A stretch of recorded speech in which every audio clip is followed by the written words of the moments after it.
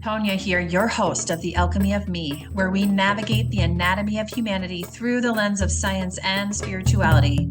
Let's unearth the layers and unravel the systems in place that dim who we are and how we live and experience life. On this journey together, we'll weave in an eclectic blend of mind, body, energy, medicine, concepts, tools, and practices that'll nourish the seeds, the fire, that gold of intelligence that is you. This is an opportunity, your opportunity to reclaim, to rediscover, to transform, to alchemize you. The Alchemy of Me show starts now. Hey, everybody. Welcome to the Alchemy of Me show. This is Tonia's show, and I get to take the journey with her. I'm Dr. Pat. When we first started this journey, Tonia, it was really interesting to see how things evolved, how things changed. And, what I think is so important is to really look at why today we're talking about it's time to talk about the loneliness epidemic. I think it's so important to do that. But for you, the body of work that you've brought forth, and I've done this before, I've introduced you before. And what I mean by introduced you before, I look at the depth and breadth of what each of us is called to do. And when we do that, it's no surprise that you would come up with the show with the name that it is and pick the topics that you pick. Look, you are rooted, and your practices and your experience is really rooted in both ancient shamanic traditions and modern day practices.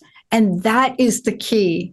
That's the key to be able to create, what I call this beautiful tapestry of all that is available to us so that we can get a better understanding of ourselves first, and then what we're here to do and how we're here to make this a better place.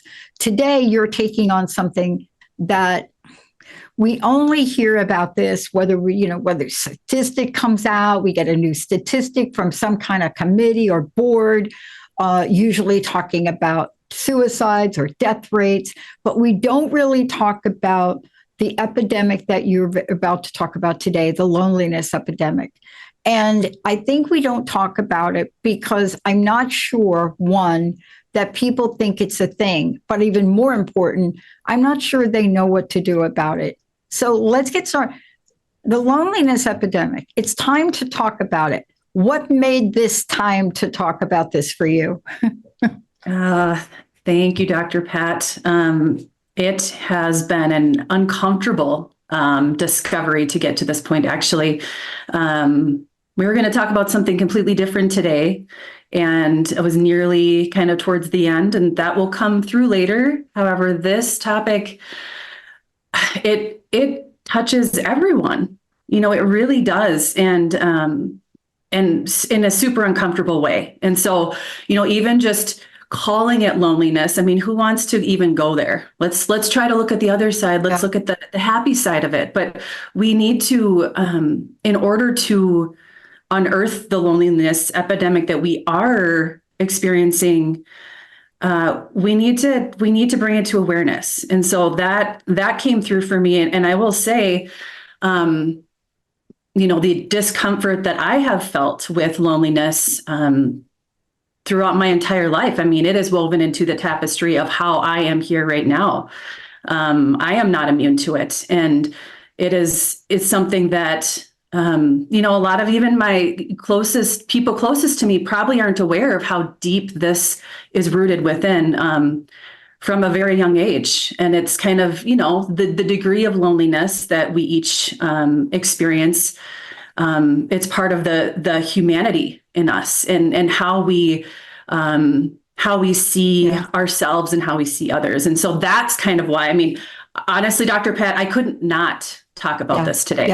Yeah. Is why we're here. And let's get underneath what loneliness is, because I think it's one of the greatest misunderstandings we have, and therefore we don't pay any attention. And what I mean by that is, let me just give you an example.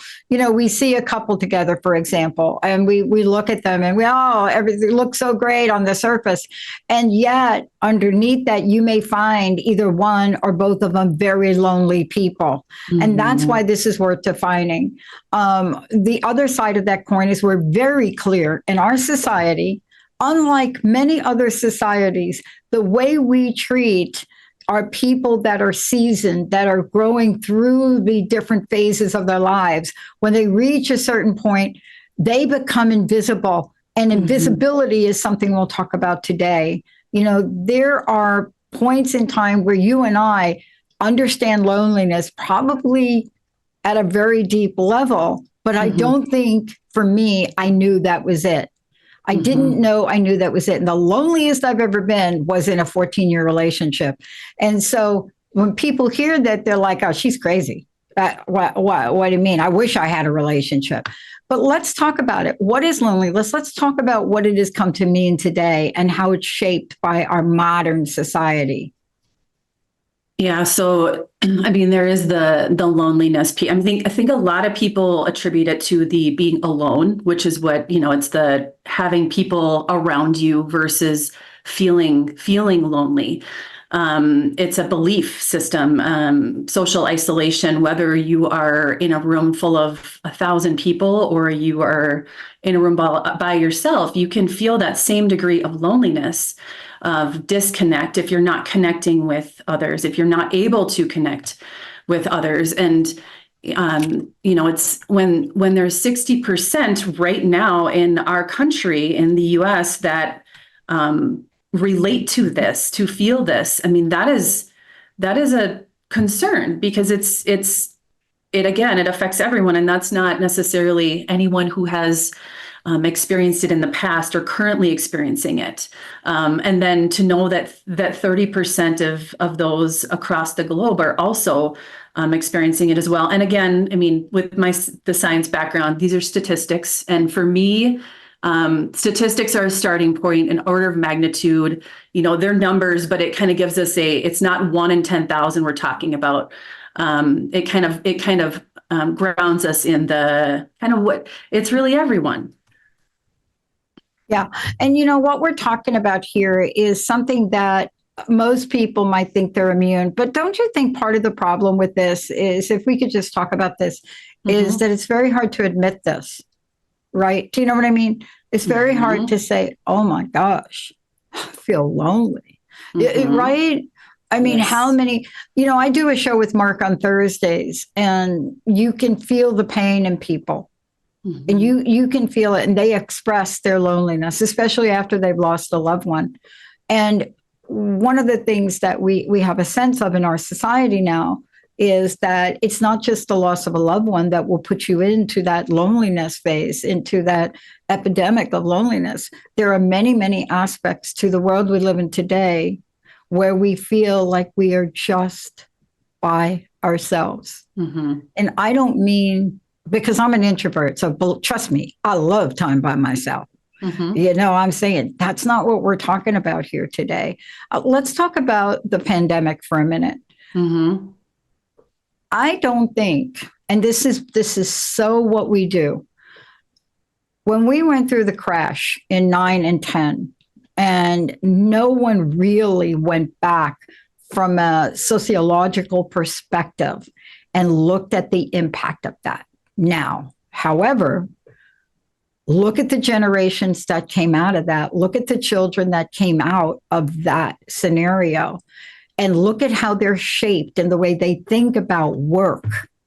You see, we didn't really look at, wow, what's the impact and what are we doing about it? We didn't do that either with the pandemic. We were so focused on this.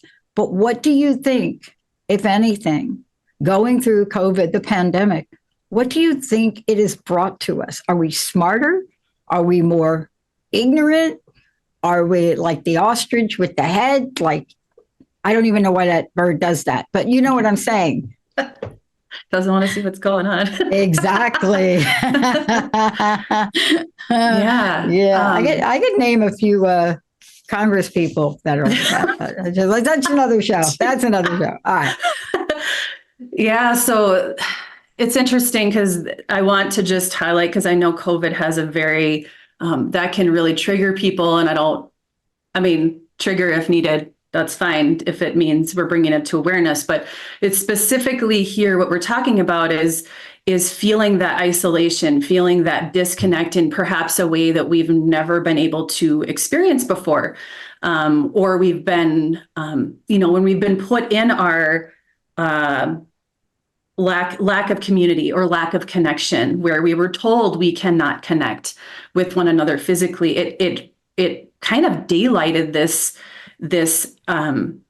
idea that we are not connected as humans. And it really created this defining moment where it is an opportunity if we allow it to be one, because we all at a global level have experienced a trauma. And that is what it is when you feel so disconnected from one another in this way that we all share that. And it doesn't matter if, you're vaccinated, not vaccinated, Democrat, Republican, it doesn't matter, because we're all human and we all have this shared experience. And so for that is an opportunity. It's an opportunity to maybe look at some of the things that came up. Perhaps it's, individuals that said, I've been working in this job for 15 years and my life, it kind of sucks. I need to shift. What am I going to do? Huge. Yes. Huge. That was a big one. That is still a big one. How many years are we like popping past this at the moment? And I went to a retreat with about 25 of my friends. We always go to this place. And we spent some extra time with some of the people that work there. Fernando, especially, he was amazing. And what he was saying to us, we want to work, but we cannot. The rules of the games have changed. We have to drive an hour to get. There's such a dynamic now as a result of this. It's extremely difficult for organizations to keep staff because I don't think we're getting what people are really looking for. And feeling lonely at work,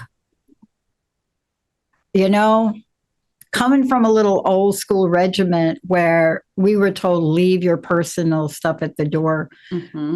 Both Linda and I have grown to appreciate the changing environment, but it's really a dilemma both for staff and for businesses now. And yet, what do you make of this epidemic of loneliness? How deep from where you sit does it go? It's at the core of our humanity, of how we connect with each other, how we have created our systems and our structures. It goes back to, the beginning of humanity, really, because it's so deeply rooted in our needs. What we need. It is connection and community is just as important as food and water. It is survival. It's part of, it's shelter.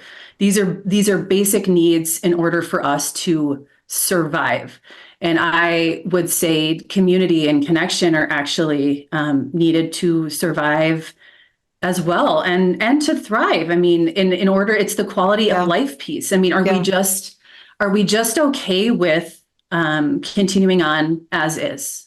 Yeah. Or is it an opportunity to shift into something that feels like living, enjoying? Yeah. Look, let's talk about our physiology for a minute. There are many people that don't quite understand that as human beings, we're wired in a certain way. And that wiring doesn't go away after tens of thousands of years walking around here. You know what I'm saying? And yet we're in a world now where some folks, I think this is really a conundrum.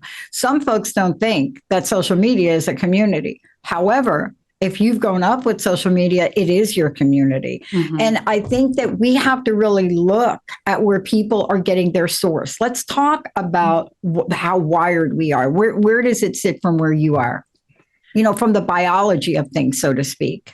Yeah. So for the biology, so taking even a step back from that, because it's funny, I've heard the last couple of years, people talk about, community and tribes and how important that is. And it's so much more than just, the we're the cavemen and we need this to survive. And we create this community out of just a basic instinctual needs, going back to, again, the food, shelter, water. That's behavioral. But then when we move into the biological, which is what you're getting at, Dr. Pat, is that we have this overall, this need. It's a part of our well-being. Loneliness is a sign that our basic needs are not being made, that they're not being met. We are not able to connect with one another. And it's funny because as I was thinking about this, and what this looks like and how it's looked like for me over the years. I mean, I don't want to bring family into it because that can bring in more of the emotional piece, but, an easier example, because, thinking of workplace and jobs and what that aligns with, when we are in a job and we say, it's good, it's pays well, my basic needs are met. And then it just feels like something doesn't quite align.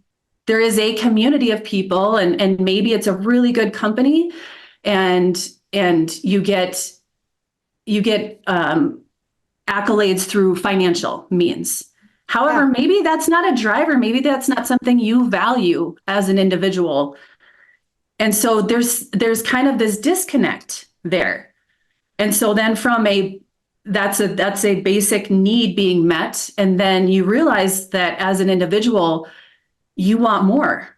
You want so much more. You want that community, and that community is not available through your workplace. And so it's like, do you align with the mission of your workplace? Do you align with the values? If the values of your workplace is always financially driven, and that's every company meeting is going to start with, your financial goals and all of this, and yet you are so grounded in wanting to make the world a better place, that's not going to sit well. That's not going to feel like community to you. It's going to feel very, very empty.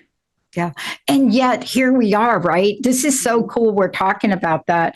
I think let's get back to what the pandemic has taught businesses. What the pandemic has taught businesses, you've got to meet people at least halfway. I mean, we have heard stories, one of the largest hotels, without naming them, one of the largest in the industry, on day one, flip the switch, doors are open. They found themselves, and this one location in particular, had 40 staff. Not a single one of them showed up for work. 40 people to run that hotel, right? Top hotel, one of the top of the top. And none of them showed up. And when they went back to ask them, they're like, no, we're not going to come back. And they had to sit down with the staff and talk to them about why. And some of the things that came up are exactly what you talked about. But let's talk about this craving there is, because, take ourselves outside of the workplace. Let's look at everyday work. Viktor Frankl was brilliant when he talked about his experience, Man's Search for Meaning, concentration camp. How did he survive that? That's a whole nother show we can do. But one of the things I found was, how did he become so whole in the most horrific of situations?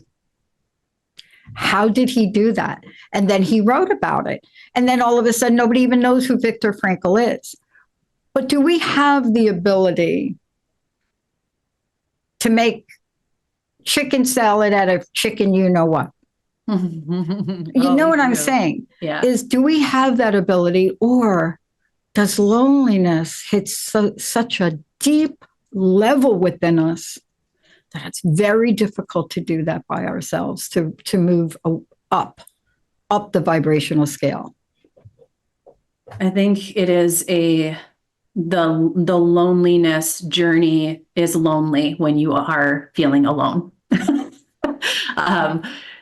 And there's so much more available to us when we're able to kind of get out of this idea of the individualism, the kind of where the ego lives, where we tell ourselves over and over again that this is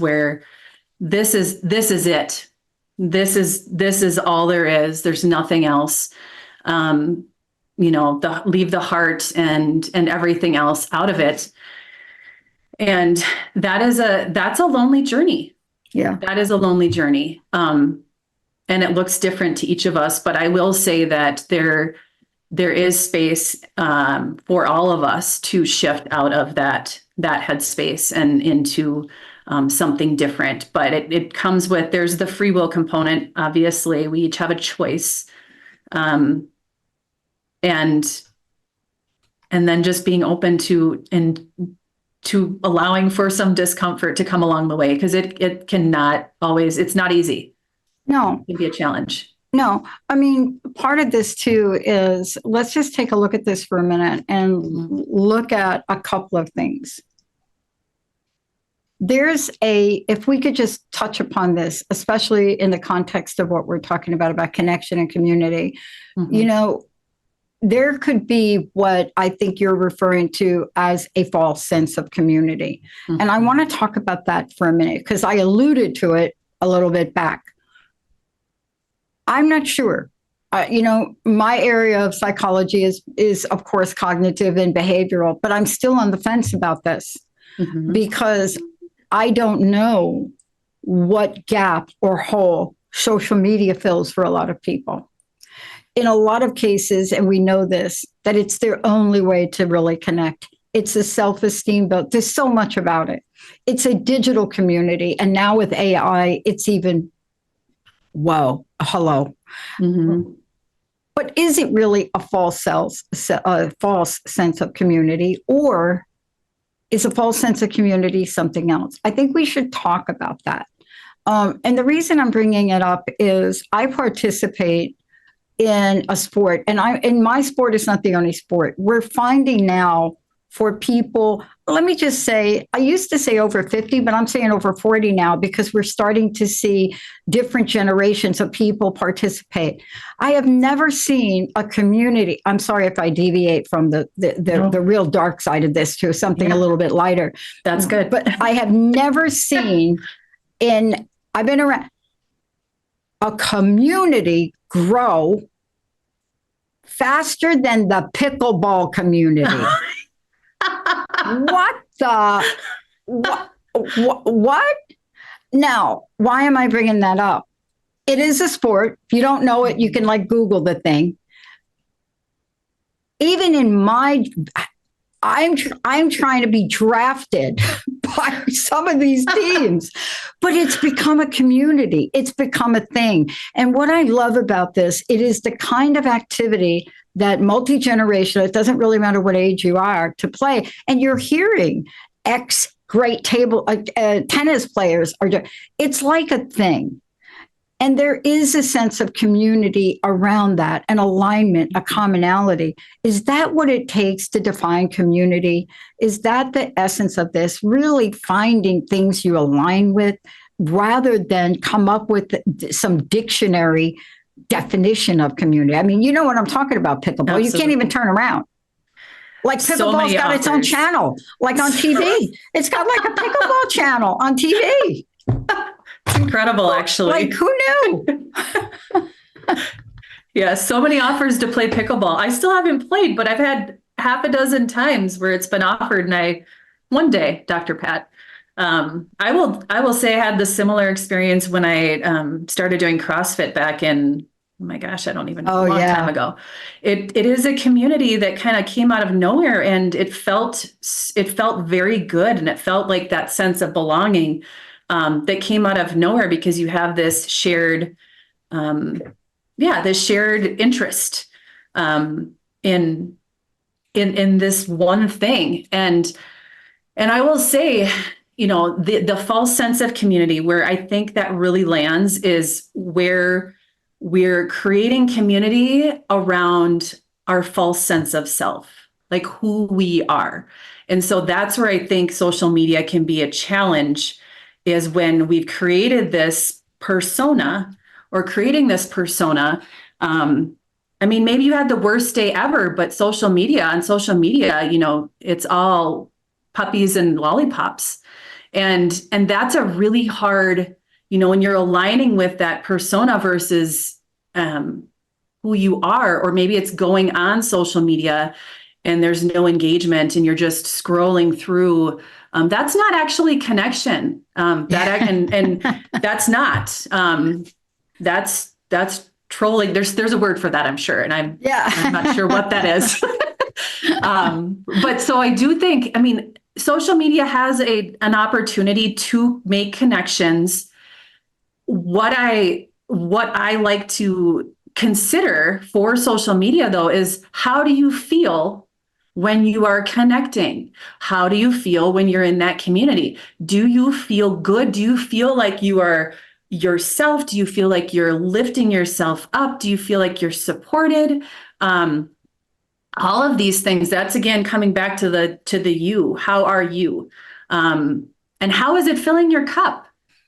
I mean, if you feel like garbage every time you come off social media, that's not community. That's not connection. No. Or it could be, but maybe it's a toxic relationship that you don't need in your life. That would be, yeah. And so it's really that degree and depth of connection that you may or may not be able to have virtually. And then again, back to the pickleball and CrossFit piece or whatever kind of community, just creating that sense of community where it's like you feel like you belong there and you're not being judged. You're just showing up as you, and it feels good.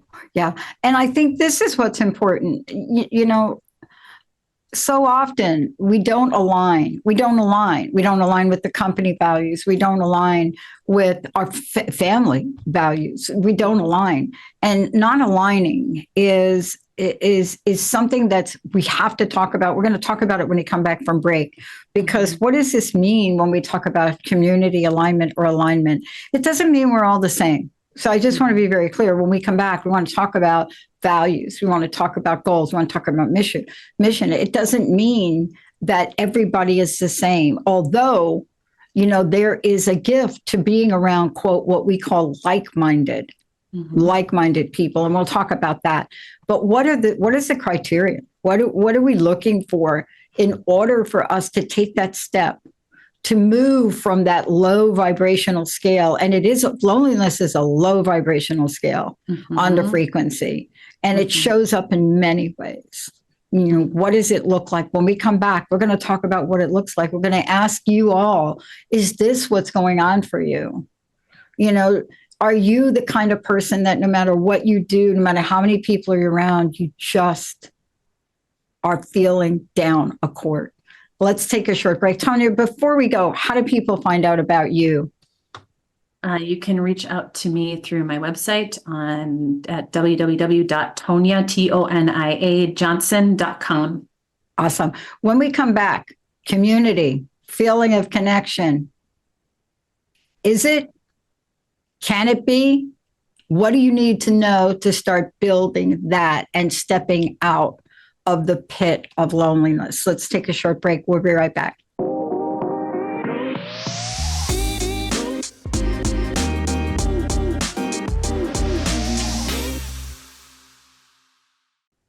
Welcome back, everybody, and welcome back. You are listening to The Alchemy of Me. This is the most incredible show. Tonia Johnson is the host. This is about the anatomy of humanity through the lens of science and spirituality. And today, what, Tonia, you're bringing to the forefront is, you know, it's time to talk about the loneliness epidemic. And I just want to say that it is. I mean, this is an epidemic that's 30% of the global population. And this is what you and I were alluding to about the United States.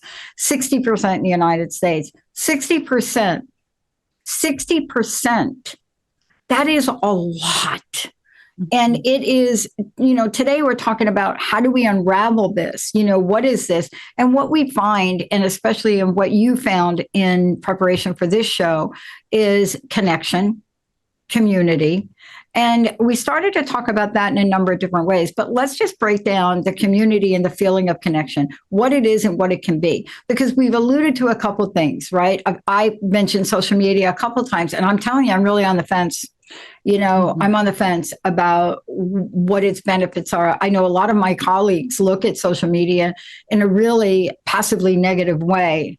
And I think to myself, well, is it really? How would I be if I were born into this world with a cell phone in my hand and a connection in so many other ways. Would I not learn about true connectedness, or is that a false belief we have? Are some of us just waiting to catch up with the future, which is technology? And now with the AI, you don't even know if you're connecting to a person anymore. Like, it's some AI bot.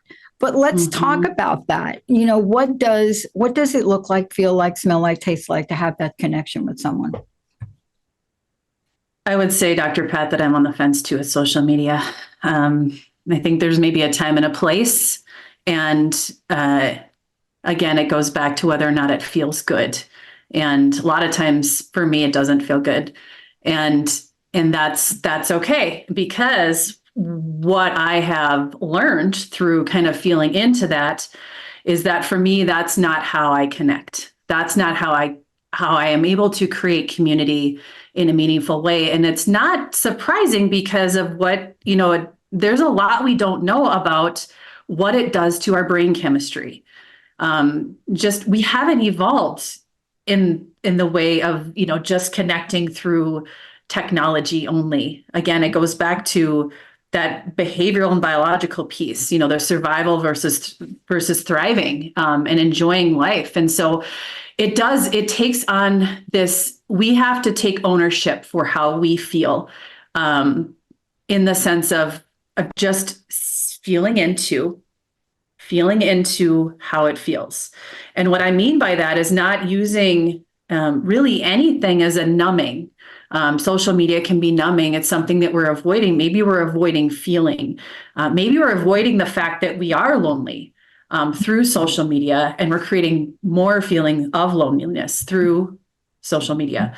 And so it's identifying, going back to, the idea of pickleball or CrossFit, or perhaps it's through some kind of, there's all sorts of organizations out there that have been around for a long time that have created this sense of community when people really feel into loneliness, into this not feeling a connection, and they find these communities, and they feel that, and that's, that helps to kind of cultivate that community. Whether or not there is a connection there is a totally different thing, because it does come down to, do you have that shared sense of interest? Do you have that, maybe there's a shared goal or values? Do you feel supported as an individual? And I, that comes from within as well. This is also this is a you, like, what are you feeling into? And so if you walk into a space, maybe it's a gathering that a friend invited you to with a bunch of new friends that you've never, or a bunch of new individuals you've never met before. And sometimes it could feel really good, where it's, this feels like connection, and you leave there and you feel full, your cup is full. Or you could have a completely different experience where you walk into this room similar, maybe it's a friend invited you and there's something off. And Right. you just feel this anxiety where it's like, I can't get out of here fast enough. Yes. Let me go. And you come up with some excuse, or maybe it's, you have a few cocktails to get yourself through it, whatever it is, or grab your phone and go on Instagram or Facebook or whatever it is to get you through that. So it's kind of identifying, we crave these communities. What do they look like? And then we also crave these connections. And so I think of it very simply as like, I see you, each and every one of you. I see you in the beautiful, perfect person that you are just by being human. It has nothing to do with anything else other than we are all human and we all crave connection. And we don't have to be the same. We don't have to be best friends. We don't even have to really connect, but just to see each other for the humanness that is us. Yeah. I love what you're talking about, because you see, I think sometimes, let's talk about this. I think sometimes we can overcomplicate things.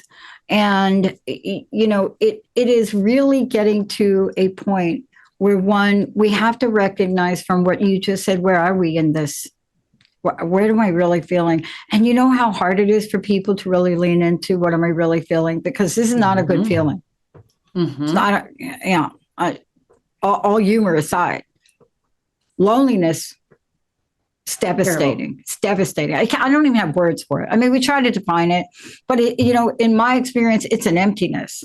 And it's an emptiness that you could probably fill. I mean, if you're somebody like me, you probably filled it with drugs and alcohol when you were younger, especially alcohol. And you probably felt completely like you were better off from it. But what's the consequence? Just numbing. Doesn't get rid of it. And, part of this is looking at what are the opportunities? Let's just talk about opportunities, because in the world we live in, and I do say this, whether it's social media, whether it's the internet, whether it's your local community, right? And we mentioned pickleball, just Google it. You can go to a million places for that. But whether it's that or book club, book clubs, online book clubs have just boom, right? But let's talk about, how do people find the opportunities to be in community and connection? What is your experience of that? Because I want people to know that there is a way, that there is a way. But I think we get in our own way to find the way. We do. And yes, not to discredit the feelings of loneliness and how hard it can be, and just feeling what that feels like and how it can just be crippling. And so kind of acknowledging that for what it is can actually release by just, it doesn't give it the same degree of attention for that moment. So if you say, I see you, and I want more. So what can that look like? And I will say, I mean, I love the book club example, because that is something that I've done in the last couple of years. I actually started a book club with just a few girlfriends that weren't super close, but I threw it out there. And I just said, hey, let's do a spiritual book club. I mean, why not? This will be fun. I spend a lot of time in the science realm. I want to create this container where we dive deep into areas that are a little uncomfortable. And it has been so fun to see how we have gone from this place where, we each kind of had maybe a little bit of a shell holding back. And then you create this container. And not everybody joined. I mean, it was, 50% of the women I reached out to participate regularly. And it feels so good to have those connections, because the stuff that we can say that we haven't been able to say out loud. Right. I mean, those are connections that I will have now for the rest of my life. And we don't have to talk, we talk once a month about these things. And the depth of those connections and the community that we have created.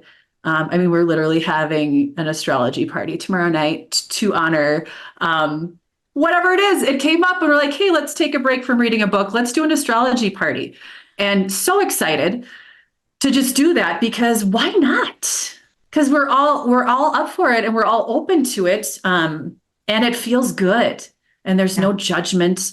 And we say silly things and we make that connection. And that was literally just me sending out a message to women that, may or may not be interested. Yeah. And just planting that seed. I want to ask you this question too, because I love what you said. Because so part of this is you, the person that joins. Then there's you that has the ability to invite. And what I would love to see more, and I'm only going to speak for the women in the community of women, but I want to talk to the men as well, because both men and women, they and them, all of the above, we have the ability to reach out. And I would love to see a movement on the opposite end of the scale, where those of us that recognize that this is a thing, do something about it. do something about it.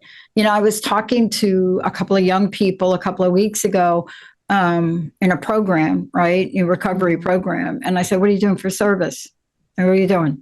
What do you mean? I make coffee. No, like, what are you doing? Like, what are you doing in the world? Because people that you could be of service. Well, what do you mean? And so we came up with a project, and I said, why don't you what do you think about? And one of the young women said, my grandma was so important to me, and I realized how lonely my grandma was. And I said, why don't you talk to some of the assisted living? Why don't you go out there in my state and see if you all could put something together to visit people? Mm-hmm. And they looked at me. And one of the young people said to me, and this is a young group of people, I work with all ages, but this particular group is my youngest group. And they said, well, don't they have people? See, this is the problem. And I said, they might have people, but that's not the question. Mm-hmm. Are they getting folks to come visit them, to spend time with them? And by the way, this isn't just about you giving, it's you learning. I mean, imagine what you can learn. And this has been one of the most exciting projects that I've been involved in outside of my work. I have this other service that I do. It's so amazing to see what's happening to these people, these young people now. Of course, they're being rejected by a couple of groups, and then I got to make a few phone calls. But see, can't we talk about for a minute, and especially in closing, that this is not a one-way street. When we're talking about community and connection, we're talking about both ends of the spectrum, aren't we? Mm-hmm. We certainly are. I mean, it is it's the youth. It's the youth for sure. And then it's the wisdom of our aging population and everyone in between, because again, all it comes back to is we're all human, and we all have a need for connection and a need for community, true connection and community. And I think that is, going back to the simplicity of it all. And it's from a place of honoring who you truly are, your true self, not the person that you think you need to be, or you're supposed to be, or the the structures that have been put in place to make you someone that's not you, or doesn't feel like you.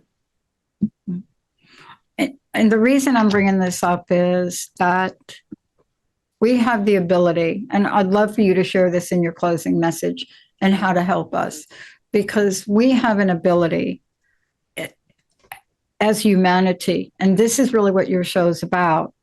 We have an ability. We use a fraction of the potentiality of our brain, a fraction of it. I did a slide once on how many connections we have based on, I think, Herbert Benson's work. But we have the ability to far exceed anything we think we're capable of. And yet, the pathway to rising up is through community and connection, even if it's one person to one person. So let me ask you this. What can we do here? What can we say here? What do we want to leave people with here? That's a great question, Dr. Pat. And I will bring in something. So if I'm just going to put this out there. So, I mean, if you're driving or you're walking, I will say, don't close your eyes.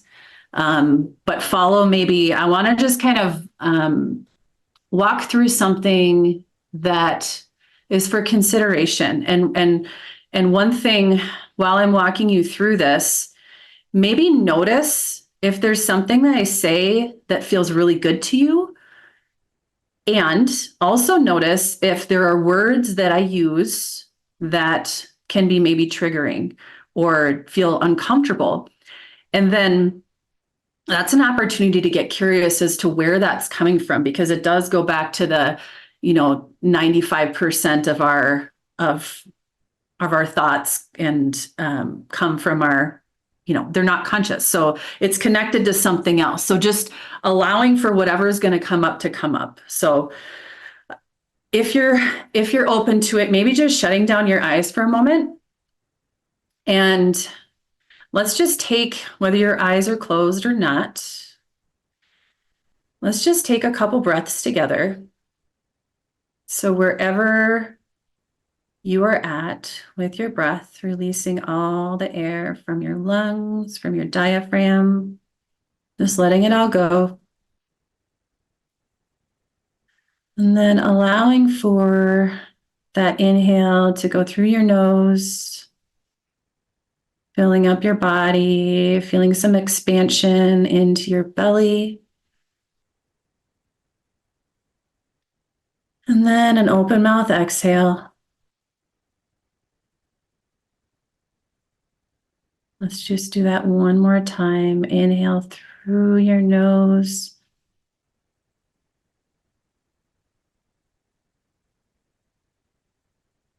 And let it go. Exhale. Just allowing yourself to feel into your body, to be here right now. And as we go on this little exploration and allow for curiosity to come in, I want you to either imagine or feel, or however it comes in without judgment, just maybe seeing a tree trunk in an open space. So there's really nothing around, it's just a tree trunk. And I'm not talking about a stump, I'm talking about the entire trunk. It's almost like it's standing upright, almost like a telephone pole, but just a tree trunk. And that is picturing you as an individual. So that's the individualism. That is you. And I don't know about you, but that doesn't feel great to me right now, just imagining that. So from here, I want you to imagine at the base of this tree trunk of you, you expand down into the ground, your roots, into the earth. And these roots go down deep, deep into the soil, finding their way, taking in the nutrients from the soil, that nourishment from the earth that provides us the foundation of life. Without the earth, we would not exist here right now. And so just acknowledging this nourishment through the soil, your needs being met through the waters of the earth, and finding that foundation, that stability. When things get hard, things get challenging, you have that deep-rooted foundation. You are held. You are grounded. And with that sense of grounding, that foundation, you draw your attention up the top of that tree trunk that is you. And you begin to grow branches. These branches reach high up into the sky. And buds can continue to, or begin to grow, and leaves form. And perhaps there are flowers or seeds or whatever it is that comes up for you, seeds of opportunity. And just feeling this connection to something so much greater. You have this deep foundation as below, as above, connecting with the earth below. And then maybe there's a word that resonates with you, whether it's spirit or God, goddess, divine, source, universe, whatever it is. And just feeling that harmony. As above, so below. And then bringing your attention back to the center of your tree trunk, to you as the individual. And then realizing in that moment, we find that connection that you are in a forest filled with trees. And that community is there for you. And that's the humanity piece, that we are all here together and we all have access to this community, these communities. I see you. I see each and every one of you. And we do not have to be lonely anymore. First, we have to be aware that it is time to shift out of this space and to see that there's so much potential, so much opportunity for so much more.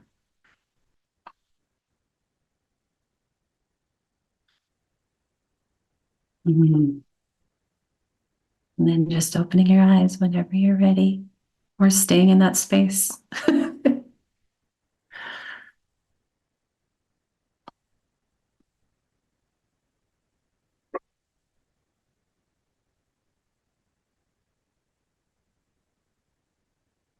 Oh, thank you for joining me on that journey.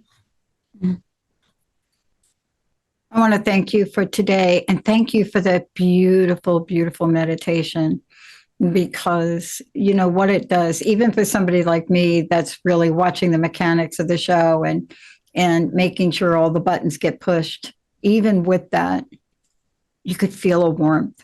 And I think what you're talking about is, I think that's the beginning to heal loneliness. It's bringing back that spark, that warmth for people. And all of us have a role to play. Tonia, thank you so much. Please tell folks how they can find out more about you. Thank you, Dr. Pat. You can reach out to me on my website at toniajohnson.com, TONIA Johnson.com. You know, together, all of us, we can do something about this, whether it's what I talked about and the work I do with the young group of people, or just you as an individual. You know, pick up the phone, call some places where you think people could have a sense of feeling, let's just call it, fuller than they feel today. Every little bit counts. You would be surprised how many stories people will tell you, how important it is for people to feel heard, and how much you will learn from people that have been on this planet, whether it's part of our population in the United States, our aging population, or our young population. Don't leave anybody out. And I think, Tonia, that's your message. Mm-hmm. This is all inclusive. It's for everyone. Mm-hmm. It doesn't matter what color your skin is. It doesn't matter what your religion is. Doesn't matter what your age group is. Loneliness has no discernment. Thank you so much for today. Tonia Johnson, I'm Dr. Pat. We'll see you next time.